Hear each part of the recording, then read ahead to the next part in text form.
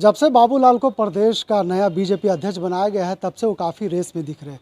उन्होंने महागठबंधन को लेकर के बड़ा सवाल किया है, कहा है कि भ्रष्टाचारी सभी अपने गर्दन बचाने के लिए इस बैठक कर रहे हैं। क्या कुछ इस पूरे मामले पर हमारे सीपीआई के जो नेता हैं अजय कुमार सिंह, क्या कुछ कहना है, इनको जानने की कोशिश करेगा।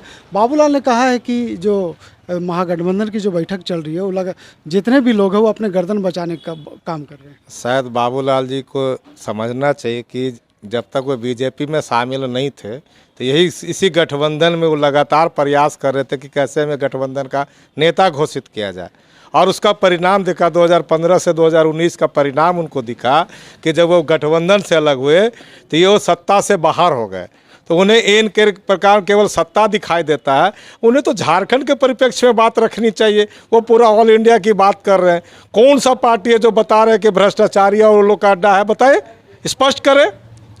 आप जब विपक्ष एकजुट होने लगता है तो आपको कहीं ना कहीं दिक्कत होती है। आपको लगता है कि पूरे ध्रुवीकरण एक तरफ होगा, हमें सत्ता से बेदखल करने की साजिश हो रही है। तो ये उनकी जो वार्ता दिखती है, कहीं ना कहीं दिखता है कि उनमें ये डर पैदा हो गया है कि जब सभी विपक्षी दल एकजुट हो जाएंगे तो हम सत्ता से मोदी जी को हटा देंगे ये लोग 2024 के चुनावों में।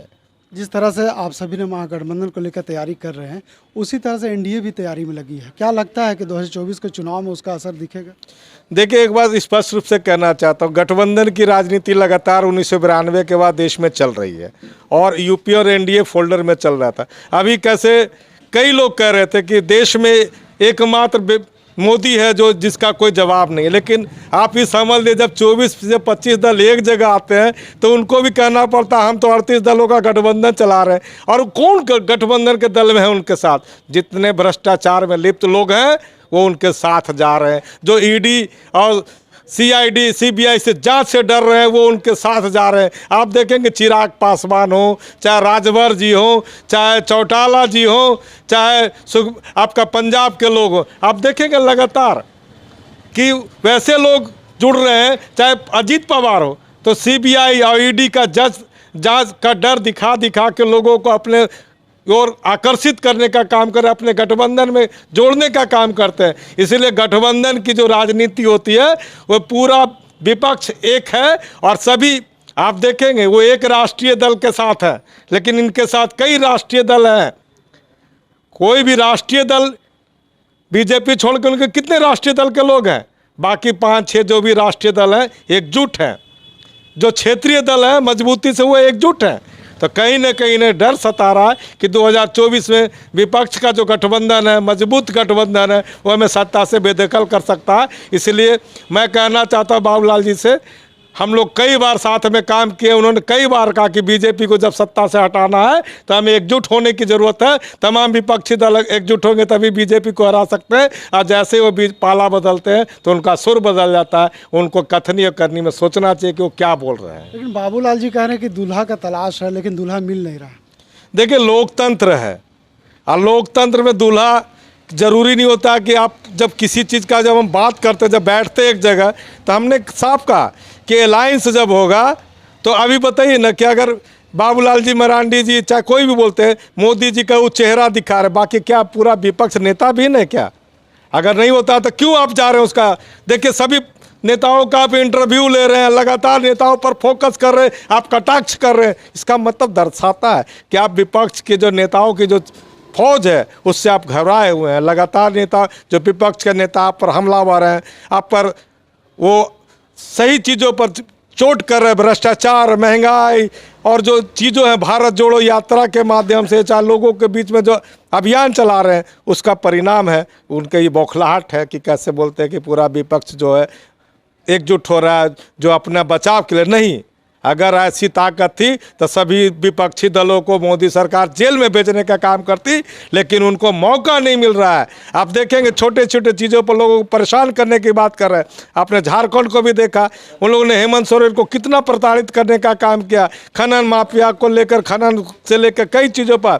लेकिन भ्रष्टाचार की जर्नी जब उनके बारी आती है तो वो अपने पदाधिकारियों को बचाने में लगे हुए थे। उसका कई उदाहरण हम दे सकते हैं आपको कि रघुवर दास जी जिसने कैबिनेट या क्या बोलते हैं राज्यपाल द्रौपदी मुर्मू का साइन किया हुआ, रिकमेंड किया हुआ, कई फैसलों को बदलने का काम किया था। ये 2018 में मैं कई चीज़ों पर बता सकता, अगर बात करना है भ्रष्टाचार पर, तो आप भ्रष्टाचार के जनक लोग हैं। और मैं बताता हूँ, अचानक भ्रष्टाचारी जब आपकी पार्टी में शामिल, तो क्या भ्रष्टाचार से अलग हो जाता है? लेकिन बाबूलाल जी कह रहे हैं कि हेमंत सोरेन इस महागठबंधन में इसलिए शामिल हो रहे क्योंकि ईडी का डर उनको सता रहा है। देखिए, बाबूलाल मरांडी जी की बात हो, अभी तक वो नेता प्रतिपक्ष बनने के लिए तैयार थे, लेकिन आप देख रहे हैं कि नेता प्रतिपक्ष नहीं बने, तो इसके कारण वो लगातार हैं कि किसी तरह हम एक सम्मानजनक, अच्छी बात है, हम उनको बधाई भी देते हैं कि आप बीजेपी में वापस गए। लेकिन जिस तेवर से आपने बीजेपी की जितनी बुराइयां की थी, जितना आपने लगातार उनके खिलाफ आंदोलन चलाए थे, विपक्ष की एकता में थे, भूमि अधिग्रहण कानून पर उनका क्या स्पष्टीकरण है बताएंगे? भूमि अधिग्रहण के आप लगातार वो हमारे साथ 9 साल सड़कों पर रहे, क्या वो भूल गए? जो विधानसभा मार्च हुआ, लाठीचार्ज को वो भूल गए? तो सवाल तो दर्शाता है। लेकिन हम बात यहाँ कहेंगे, मध्य प्रदेश में जो पेशाब घटना घटी और उस दिन लगभग झारखंड के आदिवासी संगठन सड़क पर उतरे थे बीजेपी को लेकर के, पेशाब कांड को लेकर। लेकिन बाबूलाल मरांडी ने अपने ट्वीट के जरिए कह दिया है कि जितने भी आदिवासी सड़क पर थे, आदिवासी नहीं थे और सभी जमीन दलाल थे। अब बाबूलाल जी का नज़रिया जो है आदिवासियों के प्रति हो सकता है, वो संवेदनशील मामलों पे बोलते नहीं हैं। जैसे मणिपुर की घटना हो, चाहे मध्य प्रदेश की घटना हो, इस पर वो चुप्पी साध लेते हैं, अपने नेताओं का बचाव करने लगते हैं। अगर वो आदिवासी दलाल किस्म के लेते, उसमें कई लोग आपके साथ काम करते। पूर्वत में वो आपके साथ थे, आपके साथ जब सड़कों पर चले तो वो आदिवासी थे, और अब वो जब आपके साथ नहीं है तो क्या वो जमीन दलाल हो गए?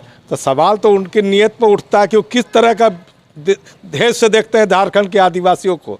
अगर वो आदिवासी हित की बात करते तो वो बोलते कि सड़क पर जो आदिवासी, वो ज़मीन दलाल नहीं करते।